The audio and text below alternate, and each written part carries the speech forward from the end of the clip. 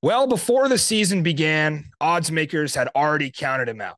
They said he never coached in the pros before, that his roster wasn't capable of making an XFL title run, and that his team was a long shot. Well, now atop the XFL standings at 9-1 and gearing up to host the first playoff football game inside the district since 1991, DC Defenders head coach Reggie Barlow. Welcome to Springball Boulevard, and thank you for joining us today, Coach.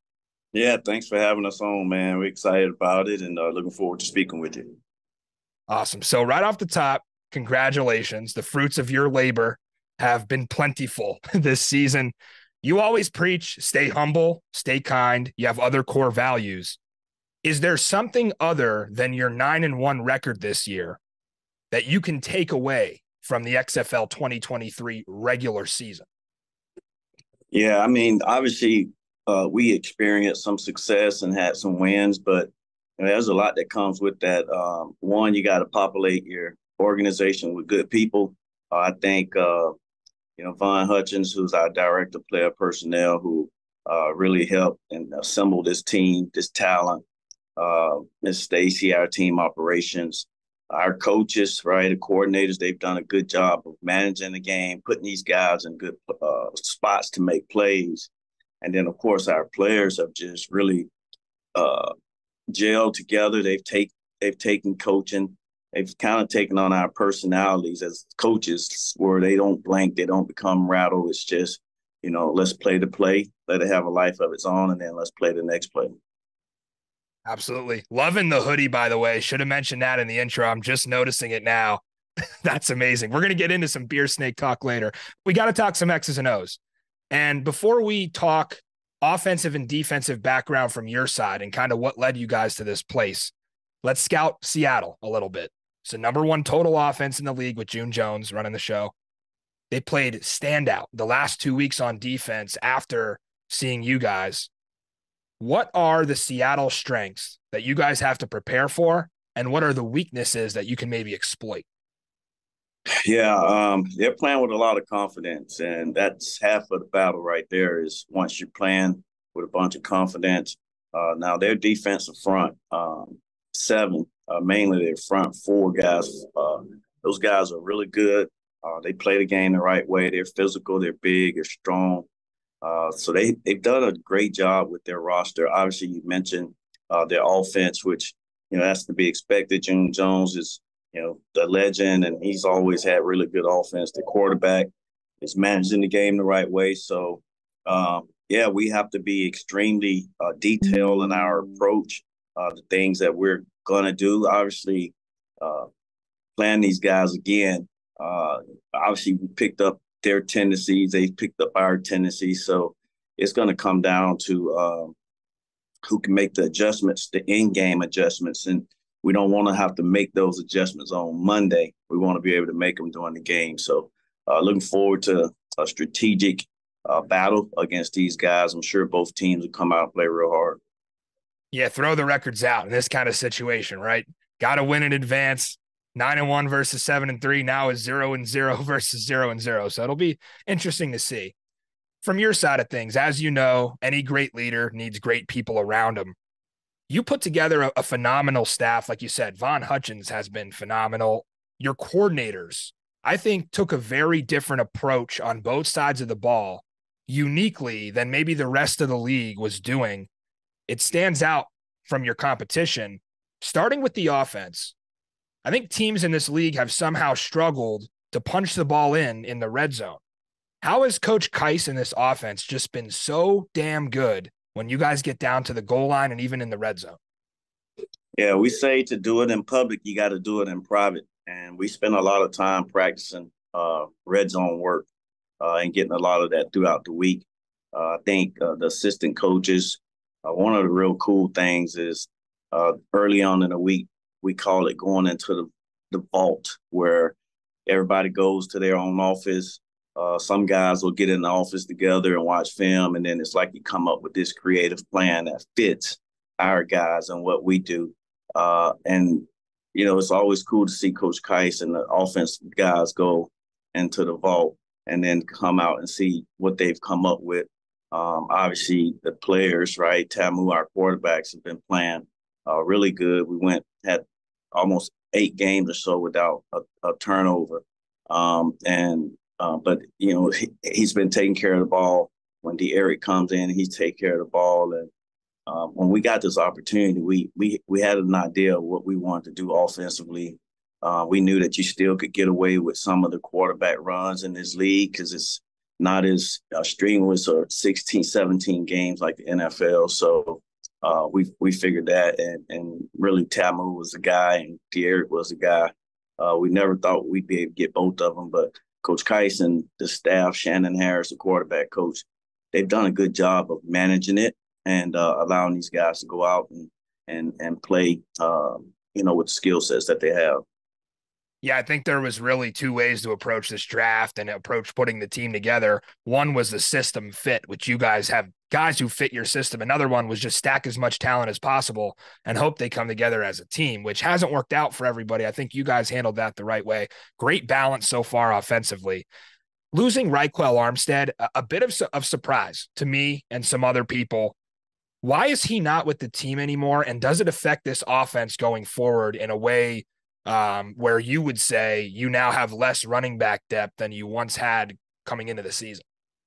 Yeah, Rockwell is a good young man, and we were happy to have him on our team. He obviously brought value to our team and did some good things for us. But there's some things that happened that forced us to have to go in another direction, which we wish him well. We're pulling for him. Hopefully, he gets another opportunity to show that he can play the game the right way.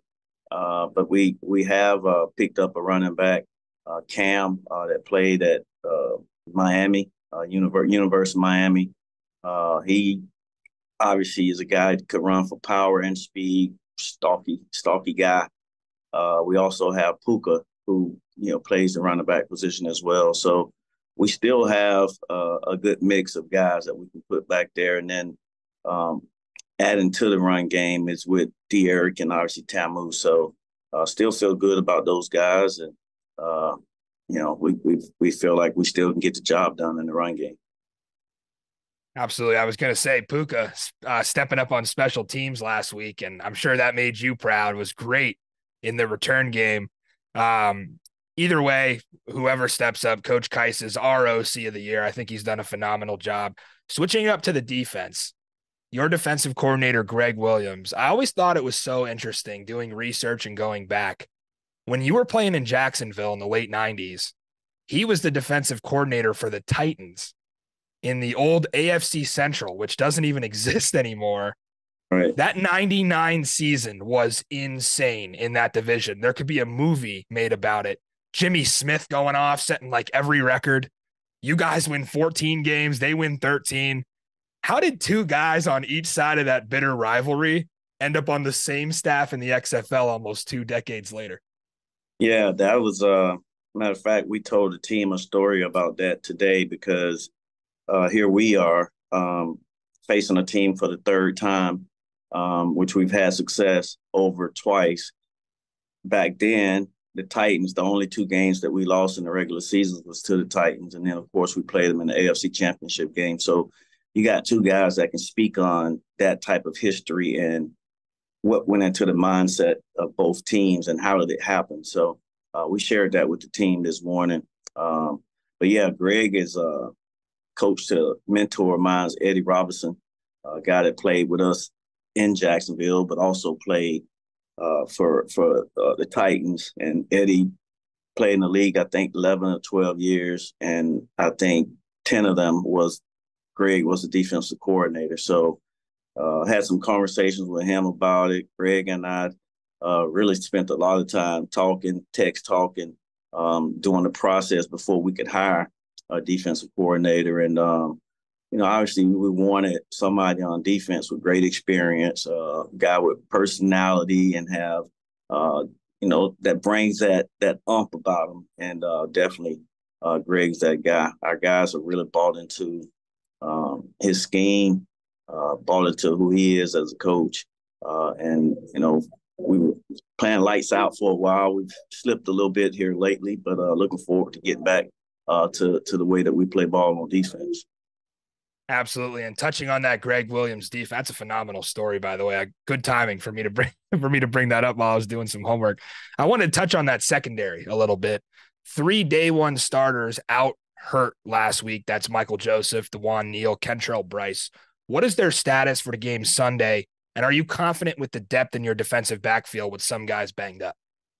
Yeah, so obviously last week, those guys, we just, at the end of the day, it's about taking care of these guys because they do have the aspiration to go to the next level. And we just want to be smart and not put them in harm's way. So we thought it was best for them to sit last game out. And we did bring in a few guys, but those two guys since have gotten hurt. Nicholson was one of them that I think towards Achilles. And then we just had Isaiah to blow out his hamstring this past week. So the good news is those guys, Neil and Mike Joe and Bryce, they'll be back this week.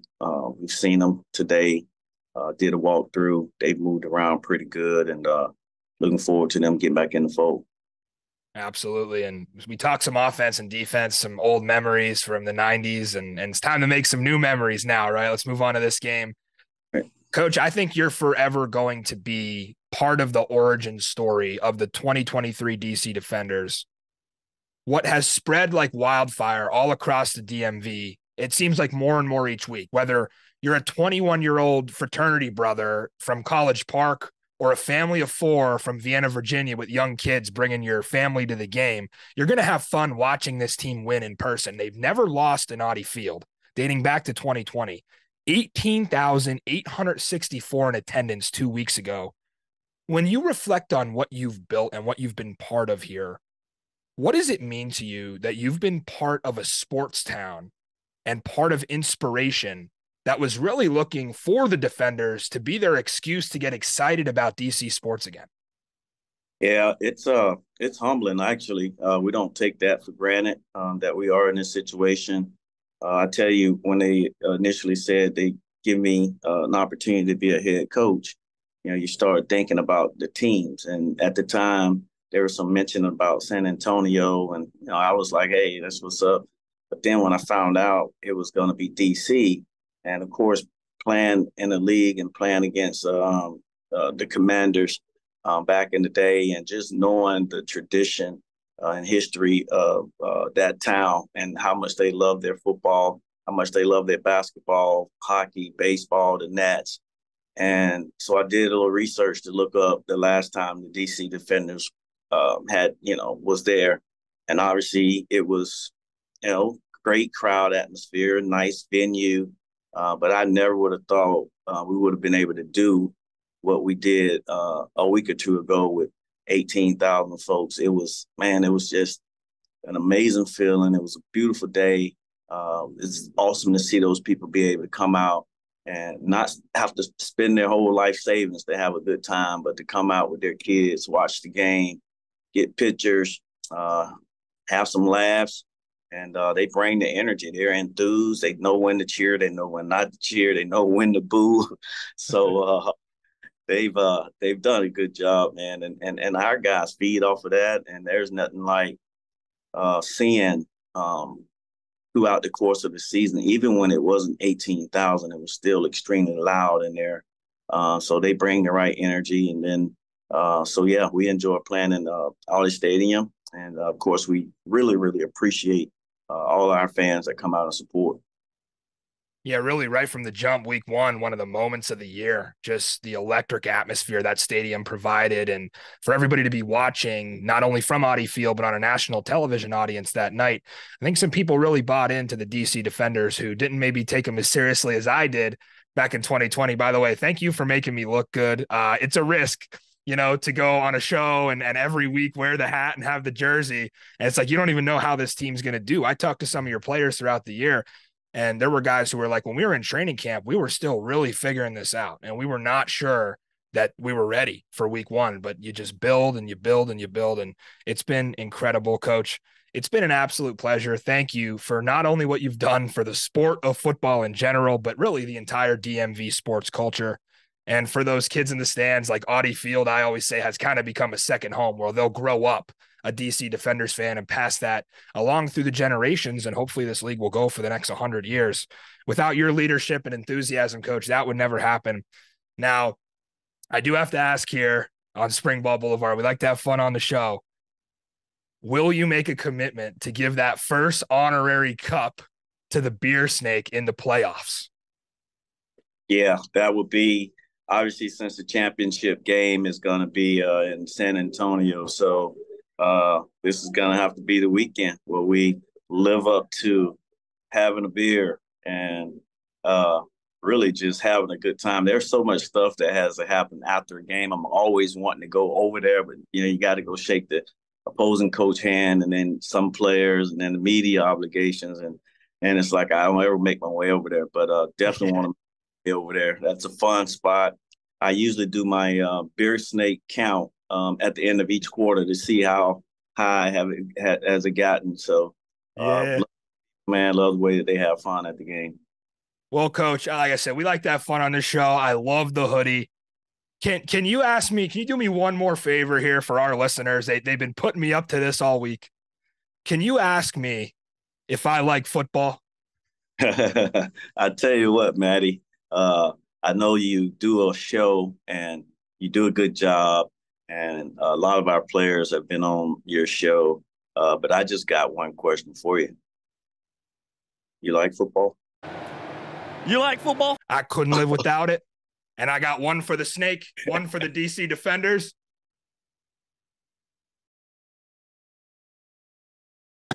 Coach, let's go win a title, baby. DC, Audi Field. Let's Take go, it man. easy, man.